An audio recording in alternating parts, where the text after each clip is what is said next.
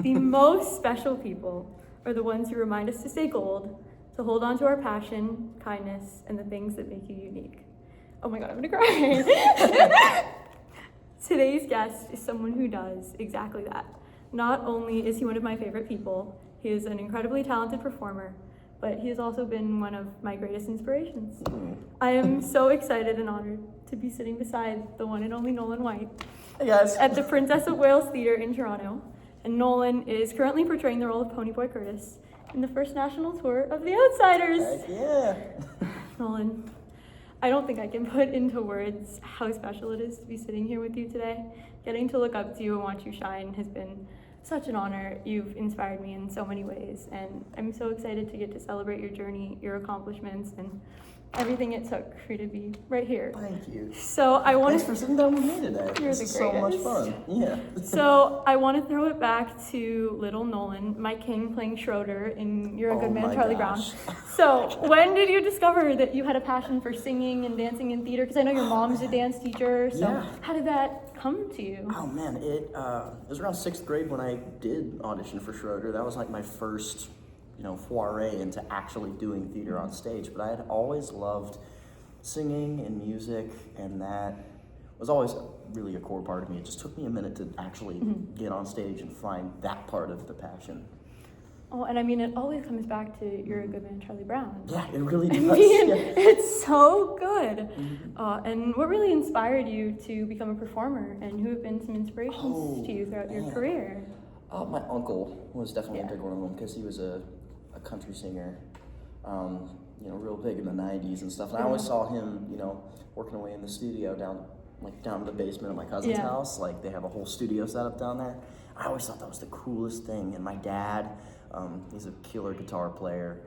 And I always looked up to them, being able to get up on stage or get up in front of a group of people and perform and bring music to the space. And I wanted to be able to do that myself. And the theater just happened to be, the first avenue for that to, for me to go down in that way. I mean, Yeah. pun very much intended, but it runs in the family for you. Runs It runs in the indeed. family. Yes. So I'm excited to dive into this with you because you are studying at the University of Michigan. Go Blue! Go Blue. Where you are in the process of obtaining a BFA in musical theater. So how has your experience at UMich so far kind of influenced your development as an actor and prepared you in the career for this industry?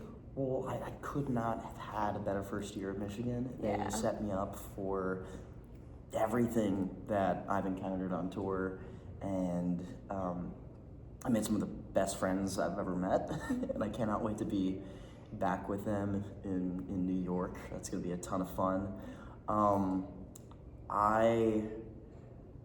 The whole audition process of even getting to Michigan was unreal. So anyone who is considering doing college audition process, it's crazy in the moment, but you will thank yourself for going through it once you end up at the school you end up at. But I'd say the 3 most special things about my time in Michigan was probably the town of Ann Arbor itself. It's a living, breathing, thing. Yeah. There's so many places I miss,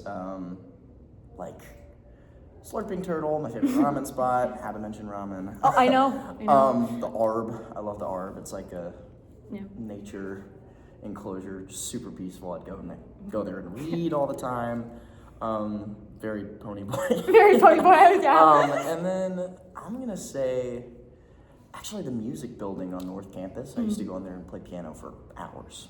That's one of the things I miss most on tour is having a piano to play. Oh, yeah. And I mean, that was the first impression I had of you when I read your blog in the playbill. I was like, let's go sushi, let's go ramen, and the fact that I get to sit down and have sushi with you for dinner tonight. Absolutely. I'm honored. I am Just the most so honored. freaking thoughtful person. The king. I love I'm you. bringing 2 sushi rolls. I'm like, the king. in my heart. The king of sushi and the king of theater. Okay.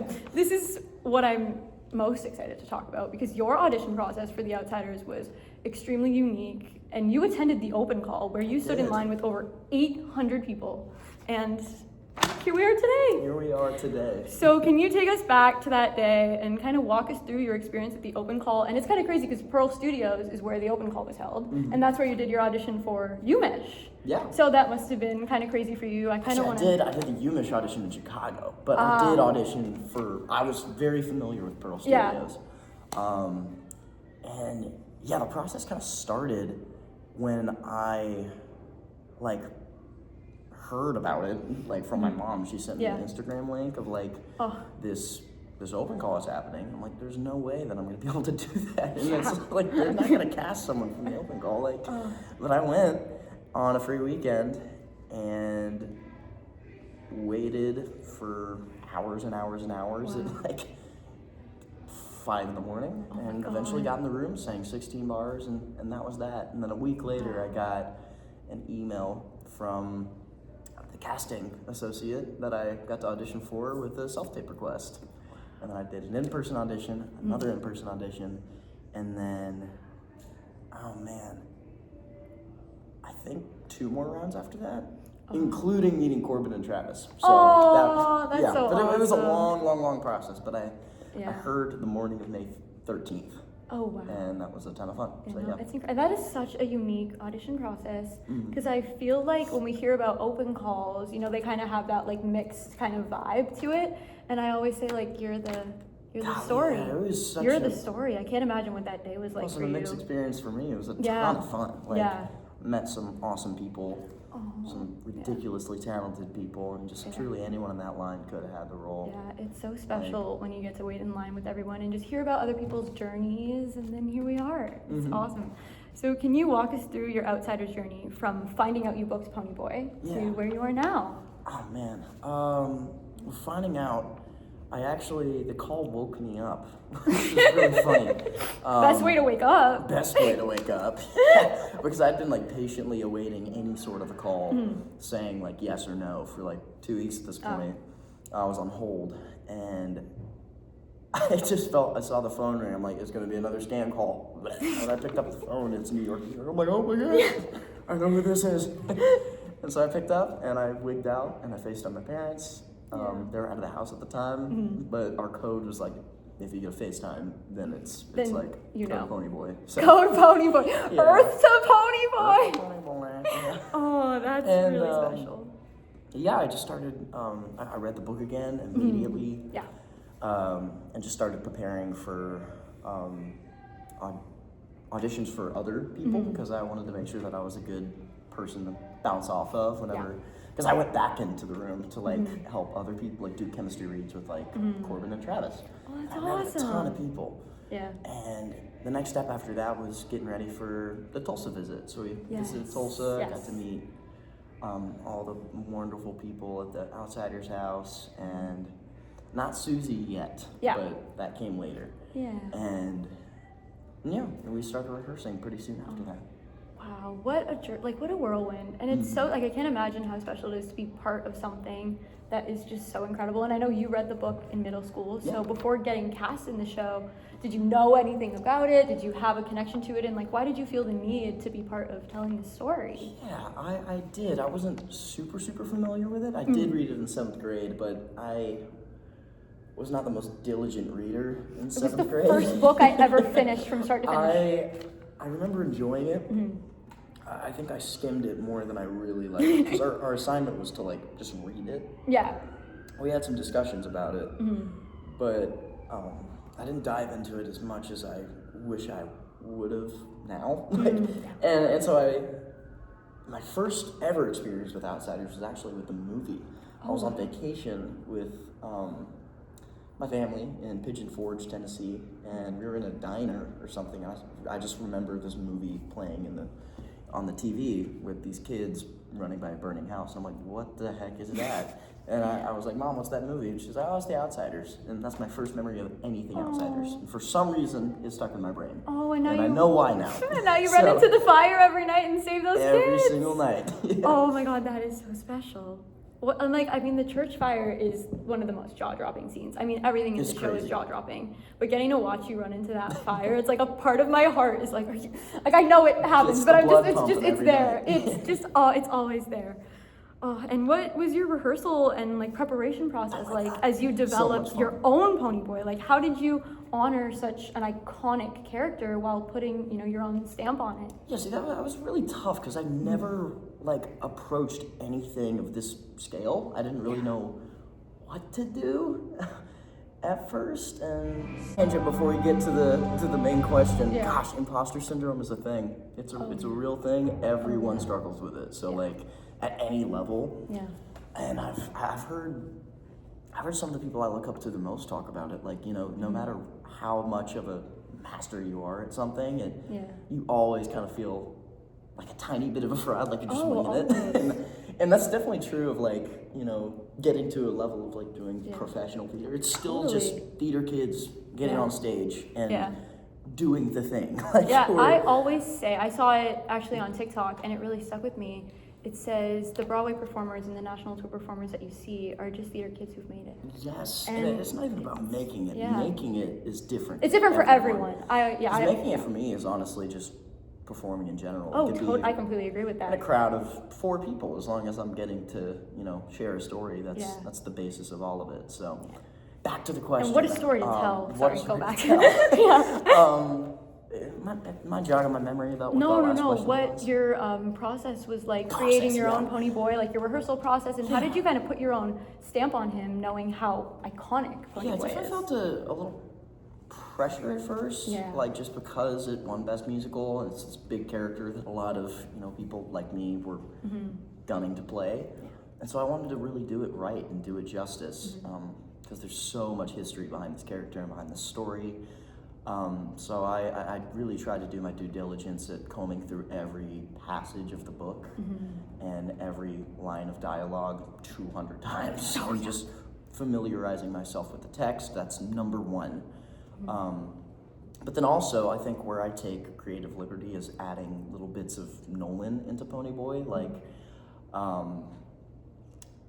just to make it so that what you're experiencing in the moment and in the scene, like on stage, is still rooted in truth. It doesn't have to be exactly your truth, but as long as I think through like, how would Ponyboy, respond to a stimuli different than Nolan would, or what are the things that are similar? Just like it's like a little Venn diagram of a character. Like, where's our overlap?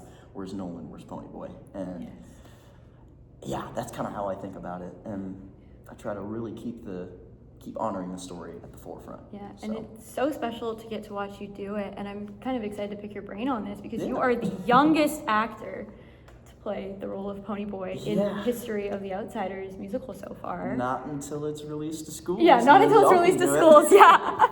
That's what's going to be really exciting. I can't wait for that. Oh, I know. I can't wait to see all these kids fall in love with this story all over. Like I always say, the greatest privilege, and I'm curious to know if you feel the same way about doing publicity for the show, is getting to see parents bring their kids and grandchildren coming with their grandparents. Like I always say, like even for me, like you're only 2 years older than me, but to like get to watch you do this and to know that like the years we were born in, like I was born in 2008. Oh, 05. It was exactly. Yeah, you and my brother are the same age. Me and Parker are the same age. That's crazy. And like the show was written in 1967, the original source material, and it is so prominent and people still come out to see it, and it's just so special. And I know that you're the oldest sibling in your family. I am. So how did your experiences and like your personal perspective kind of influence your interpretation of the character and stepping into the role as the youngest Ponyboy? Yeah, actually Parker would tell you, like, when he started rehearsing for this stuff, and even before that, he would come and ask me random questions about being a little brother. And I would ask my dad a bunch of questions about growing up in Oklahoma as a kid, and my dad was the youngest sibling, so I based a lot of Ponyboy off of my dad, actually. That was my next uncle. question. And, you read my mind. and it's just, I am the oldest, and my experience as an older brother is just innately different than Ponyboy, because I always did have like the, physical and like, I guess, age edge on my brother, like, firstborn and stuff like that. So I really talked to him about like, hey, when you were growing up, how did you see things when we were bickering or in an argument? What was your side like? And one, I guess how could I have done better? And two,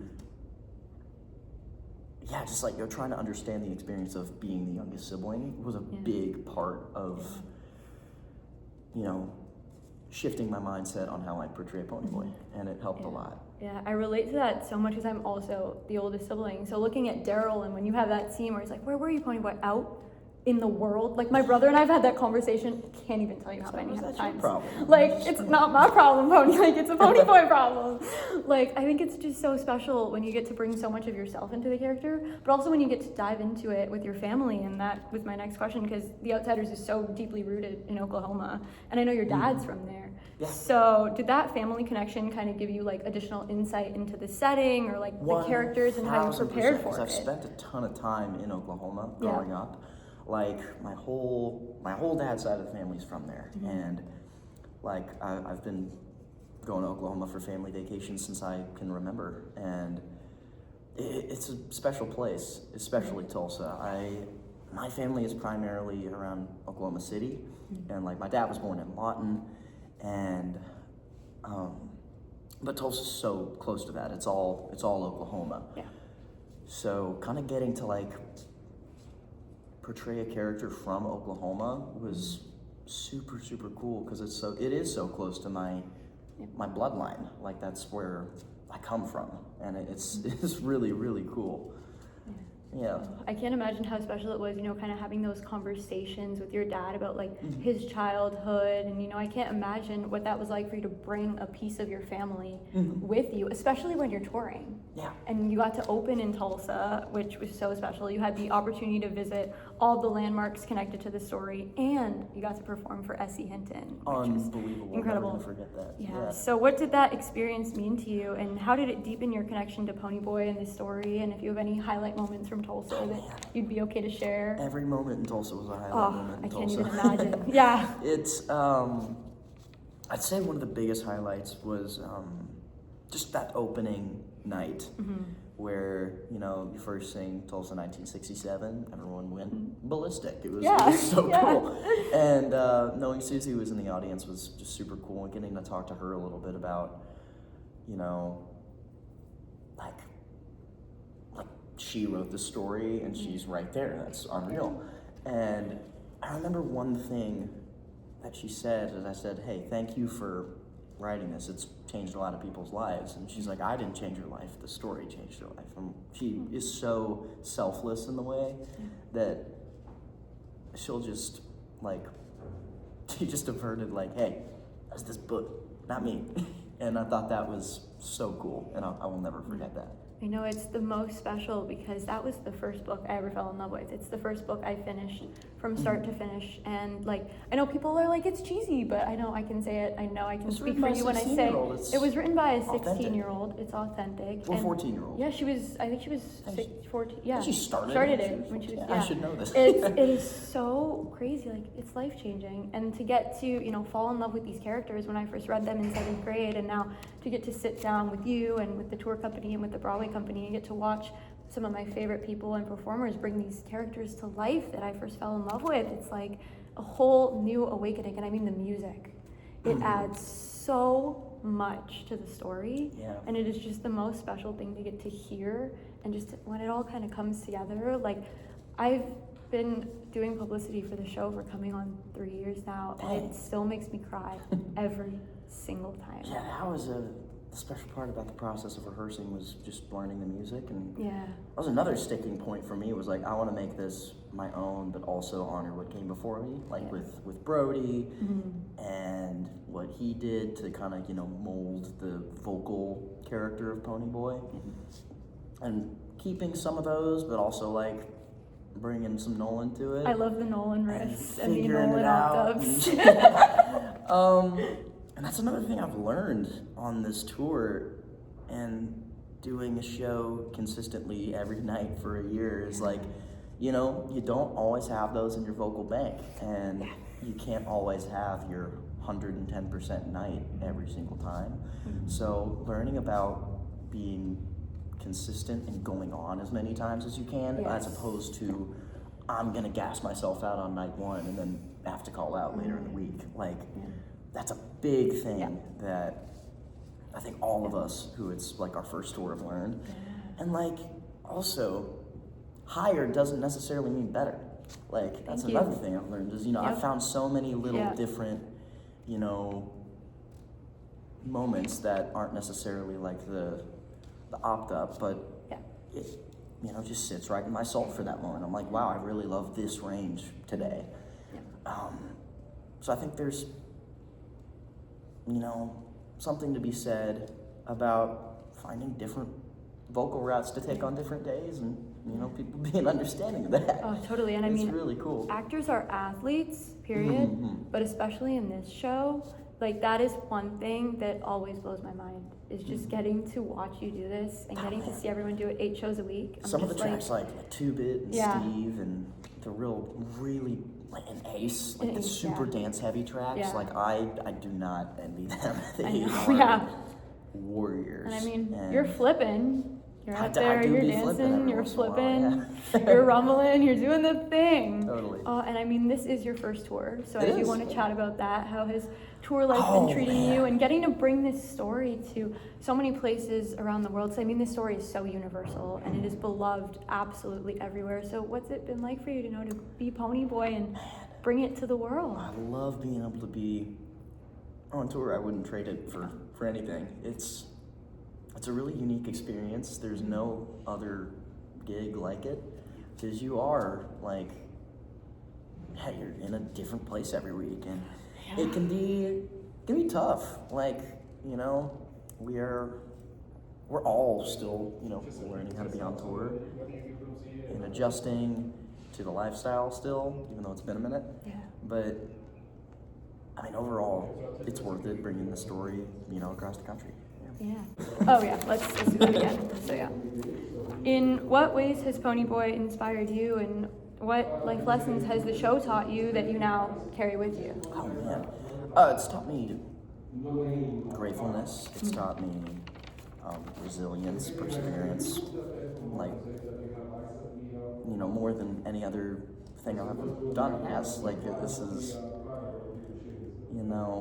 the first time I've ever had like a professional job, and I never want to take it for granted. So any night that I can phonate, I will be on stage. And I will be singing for y'all. So that's the thing. And it's been a couple months now. It's been how many months now? 6. Oh my gosh, I think 9 or 10. Yeah. So we're coming up on a year. Coming up on a year. Wow, coming up on a year. So what aspects of the show and embodying the character of Ponyboy have brought you the most enjoyment thus far? And what are your aspirations as the show continues its run and you get to continue your time as Ponyboy? Great question. What aspects of Ponyboy? I think that his like angst is something that I can struggle with sometimes, because I'm past that sort of angsty point in my life. I've kind of mellowed out a little bit. I'm sure my parents would say otherwise, but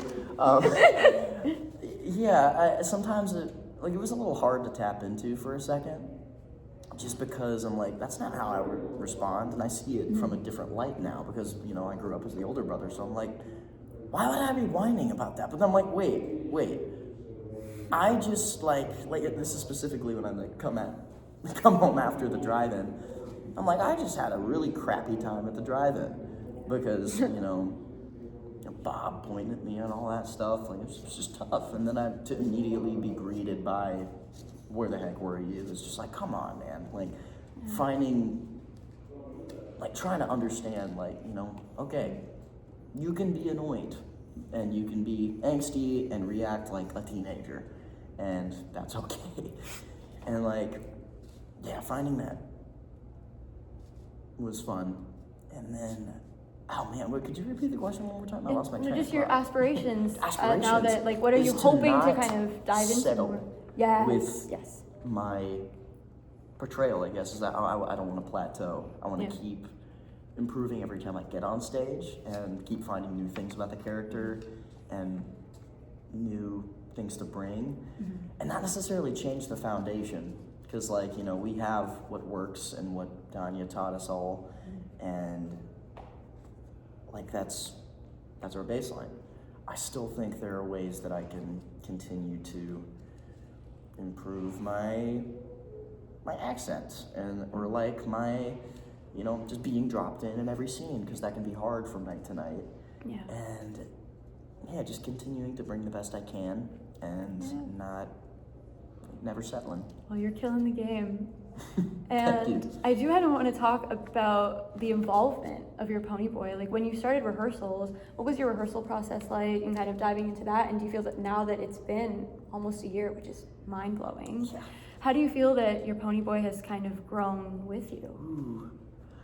I think I've gotten a lot less jumpy because, at first, I think the first couple months I was really still kind of getting used to being in front of like thousands of people every night. And it's still like jarring going out there and looking out and being like, whoa, people. Especially because you walk, so you see everyone for the Ponyboy walk. But now it's kind of like, I don't know, it's the one thing that's the most different is to me, telling the story in any venue now feels like telling it in the living room. Like that's how I try to think of it, is like sitting down on the couch. I'm like, this is the story.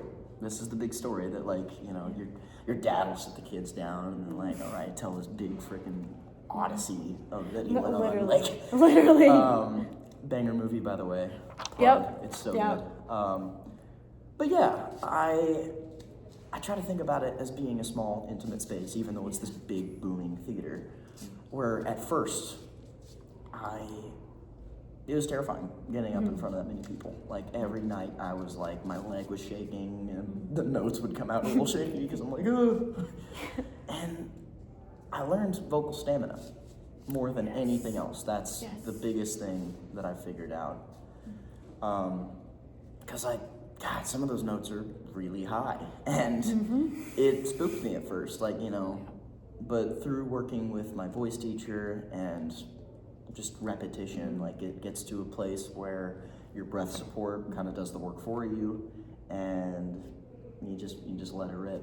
You just let it rip. And I also kind of want to touch on your actor brain for a second, because I think one of my favorite parts of Ponyboy, for the musical in particular, is for the book. We obviously know he's the narrator, but I think for you as an actor, you narrate the story. So there are moments where you kind of come out, you break the fourth wall, and you're telling us what happened, but you're also doing it, and you're in every scene watching it unfold. So how does that flip kind of work for you? That's one of my favorite parts of the show. That's something that I pestered Danya about a ton during the rehearsal process, because it's so unique. Like, I'm the only one in the story who does it. And it's, it's just the classic trope of breaking the fourth wall. And it is like, the show is kind of a memory play in essence, because it's everything that I've experienced, and I get to comment on it in the moment, and time slows down, time speeds up. So I think of things like Ferris Bueller's Day Off, where there are things that I used as like a reference to like how to do that, or like Deadpool, and like characters who are notorious for breaking the fourth wall, but doing it so seamlessly to where it doesn't take you out, it actually just draws you in even more. But I still, will text Danya and Autumn and Miranda about this. Like, hey, is this like, because I want the dialogue to feel, because it's so well written. Like Adam Rapp crushed it. And I want to always make sure that like the interjections feel like, it's like, there's a reason I'm saying this. So I'm always trying to think of the words I'm saying as they're coming out of my mouth. Like, I don't want to just go autopilot. And I think that's the big thing about that. And other than narration, man, there are just so many moments of like deep trauma, like especially near the end of the show, that I wanted to do that correctly as well. And just talked a lot to a lot of people, and I landed on a couple different ways to do things, and they might be different night to night, but they're all true. Well, you're perfect. It's perfect. So I mean, of course, it's a well-known fact that The Outsiders has impacted generations of people since S.E. Hinton first wrote it as a teenager. So what does it mean to you to now get to be part of bringing this story to a new generation of people across North America and getting to give out a copy of the book each night? It's really special. That's something that I always look forward to. And there's no like prescribed way of giving out the book. Honestly, I just this is a funny, stupid way of saying it, but it's like Ollivander's wand shop. The book chooses you. So the book chooses kinda you. Just let it drift to wherever it needs to go. Yeah. And sometimes someone's got a little glimmer in their eye, or there's like a sweet like old grandma who's been very attentive towards the show, or like a young kid in an outsider's costume. I'm like, I have to give it to you. Yeah. Like,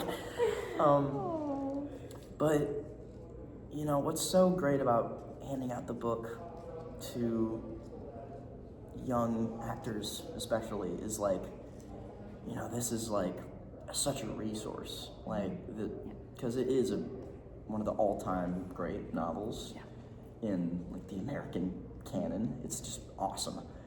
So being able to give anyone the gift of a great book is just something that I'll never take for granted. Yeah, I know with this experience and getting to sit down and have these special connections and meaningful conversations with cast members from the tour company and the Broadway company, I always think back to that little 7th grade me sitting there at her desk reading that book. I think the exact same thing as Nolan in 7th grade watching Dear Evan Hansen at T-Pack. Yes! And that was a real full circle moment, getting to perform at T-Pack. That was crazy because that's where I like saw my first professional show. It was crazy. You know, it's so special when you have those full circle moments, and it's like, keep going, because I always bring it back to Hamilton. Like, there's a million things you haven't done, but just you wait, because you keep reading that book, and like, little do you know how much it's going to change your life. Like, look at where we're sitting today. If there was one thing that I encourage anyone who is interested in acting, or honestly any other, you know, any other passion that you have, is truly chase it, because you do not know where it's going to lead you. I never thought in a million years I'd be, you know, on tour, and yet here we are. And just keep chasing it. Anything is possible if you put your mind to it. Just keep fighting, and you'll get it. You know, I think that's what The Outsiders really taught me. Like, when I first started my podcast, you know, Stay Gold was always like that thing for me, and I was like, I'm going to start a little passion project. I'm going to stay gold and kind of spread that sunshine. And like, to be sitting here with you today, it's like, I would not have believed you if you told me that 6 years ago. Like, it's the most special to get to, you know, chase that dream. And, you know, when you lives in your heart, it's just a leap of faith away, and pun very much intended. But I just think it's so special that when you chase it, you never know where it'll take you. Yeah.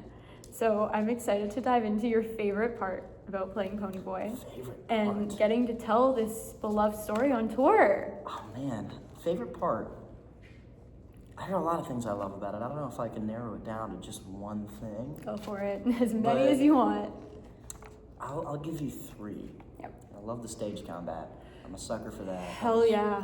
One of my favorite parts about doing theater throughout, you know, high school and all that was any moment of stage combat, I was like all in. Number 2, I'm gonna say just the music. Getting to sing as much as I do is a blessing. It's definitely taxing, but I figured out how to get through it. And now that I know what to do, it's just the best. I love that I get to sing as much as I do. And I'm gonna say number 3 is,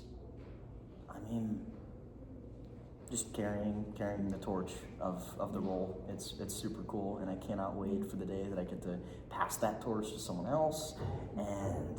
But for now, it's mine. It's your and torch. I'm proudly carrying it. Oh, I mean, you're carrying that legacy in such a beautiful way, and it is so special to see firsthand how many lives you're changing, and I'm very grateful that my life got to be one of them. Thanks. Yeah. So do you have a favorite scene, song, and moment in the show that you look forward to performing each night? I love Far Away from Tulsa. Favorite song, always has been my favorite song. Have you seen the TikTok? There's this one girl, oh my God, Nolan, you're gonna die. You're gonna die. I sent it to everyone I know in the show. There's this one girl, she was doing something she shouldn't have been doing in bootlegging. And she turns to her friend and goes, "This is where they sing Santa Fe." And I was like, yes, Yeah, so every time you get up there and I watch you get up there for it, I'm like, this is where he sings Santa Fe. That's hysterical. Oh my gosh. Yeah. Yeah. Sorry, continue. I just needed you to know that. No, absolutely, that's worth it. Far away from Tulsa, I love. Oh darn, I'm Stay sorry. Gold, of Yeah. course. Just like Yeah. same with Manel is a joy every night. Yeah. He's a true pro, and that's always a blast. Like he's my brother on and off stage. And I think probably just like any, well, not to be redundant, but any stage combat scene. I love it. Yeah. It's so much fun. I I love mean- getting punched. I mean, we got to talk about the It's Rumble great. Gotta because talk about it. watching you do that every night, I mean, that is, one of the things that everyone leaves the theater talking about, just jaw drops. I'll never forget watching that for the first time. That was like a core life moment. Yeah.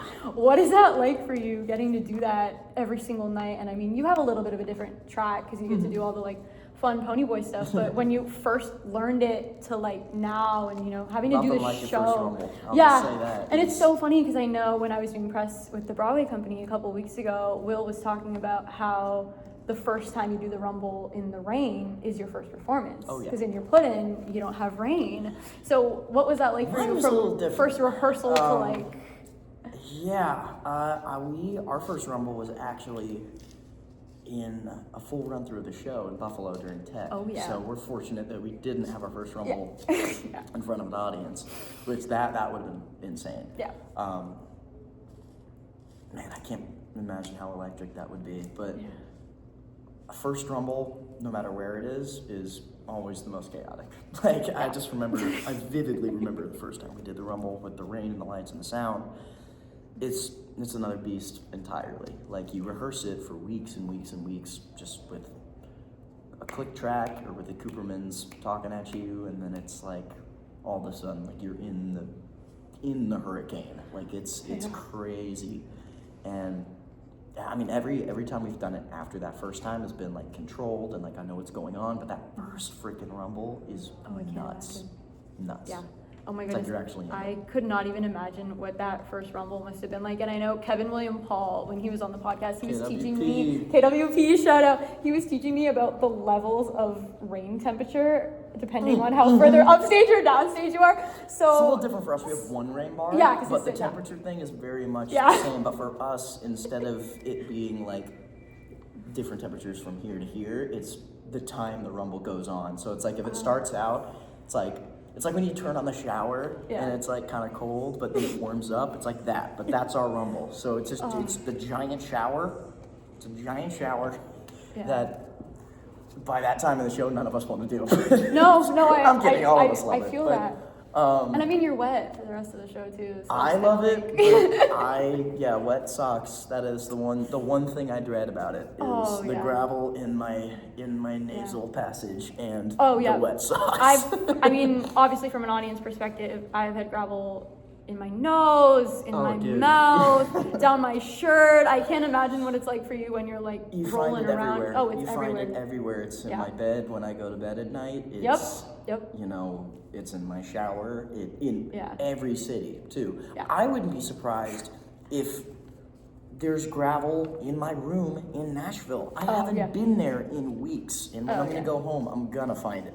You better text me if there's gravel in your room. Just text me and be like, it's been found. It's here. It's here. They have invaded. I know it's a little EPDM. No. I know it's everywhere. Everyone's dressing room is just I have a picture I'll have to show you when we're eating dinner. A piece of it got in my computer charger port. no freaking How way. did it This get is there? the most outside. How did it get there? I think it was because probably press, but how did it get there? We love the gravel. No, I love it. I have gravel in my room, and like when people who haven't seen the show come up to my room, they're like, "What is that?" I'm like, "This is the EPDM. This is the gravel," but it like gets in your shoes, and I'm just like, There's oh, probably it's the some of my best. shoes right now. No, I feel that. Oh, and then do you have a favorite scene? I mean, drive-in scene is always. Driving's great. Like I'm curious to know what you look forward to.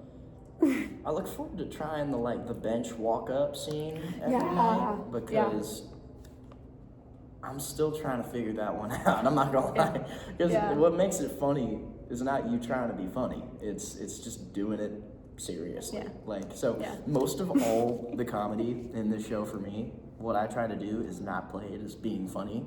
Yeah. And that's always when it gets the most. No, it gets so all I'm just laughs. like, this is serious business. We're going to talk to a girl. Like, we're, like me and Johnny, like, we gotta take this seriously. Flip the collar. And it's just. I also think it's been such a fun experience for me getting to see the different audiences here in Toronto and like when they laugh what night and like what they find funny, what gets a gasp, and I'm just like, that was a what's huge that thing. like for you on tour? Like getting to see that all the time. Great question, because in certain cities, certain different things are funny. Like when Yeah. we went to Iowa, you know, we referenced Davenport in Right. the show, so it was like, I got a friend over in Iowa, and everyone like dies. It's like, oh my god, he said the thing. Like, which that was so much fun listening to them Yeah. react to that, and then also like, oh shoot, when we were in Ohio, they always laughed at the Columbus, Ohio. When we were in Columbus. Oh my god, Ohio. that's awesome. Like, Yeah. so that's something that you'd never get in New York, is like people Yeah. laughing at that line because you're there. Right. It's Like, must have been so special to see the different reactions, and especially because the show is so timely and generational, getting to see like what parents laugh at versus what younger kids laugh at Yeah. versus what older generations laugh at. It's such a mixed bag, and I think there's Got a little something bit of everything. exactly. I always say there's something in this story for everyone, because like this story has so much heart and love in it, and it's family and friendship, and it's just something there for everything. It's so awesome. Oh, this is gonna be a tough one. I apologize. All good. What has been your highlight moment in The Outsiders so Outsiders far? are all tour. Anything, whatever your I'll heart give you desires. both. I'll give you both. Let's. I gotta think about that. Outsiders, I'm gonna say. Oh crud. I mean, highlight of all of Outsiders. That is. You know, I'm big. sorry. Because it's probably gonna change. Because Yeah. I've got a lot of time left. You got a lot of time left, So, yeah. I'm gonna say so far, just the experience of rehearsing and learning this character and getting to work with so many awesome people for the first time and crafting this. There's nothing like building the show from scratch. It's just so cool.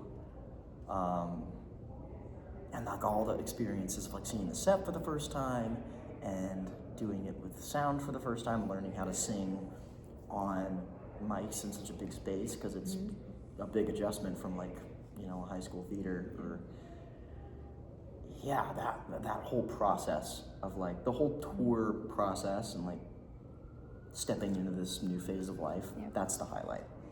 And highlight of tour, I'm gonna say,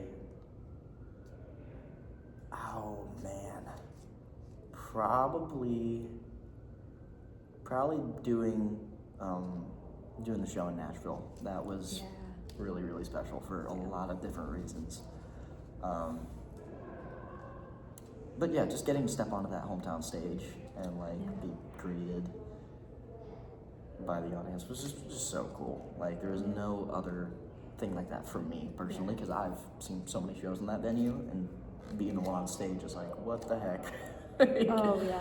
Crazy. And getting to have your family watch you lead a show, especially knowing how rooted your family is in this story and in your portrayal of Ponyboy, I can't imagine what that must have been like. And then I do want to bring it back to Tulsa. Yeah. You got to visit all of the landmarks. Did you have a highlight moment in Tulsa, where you got to visit all the landmarks?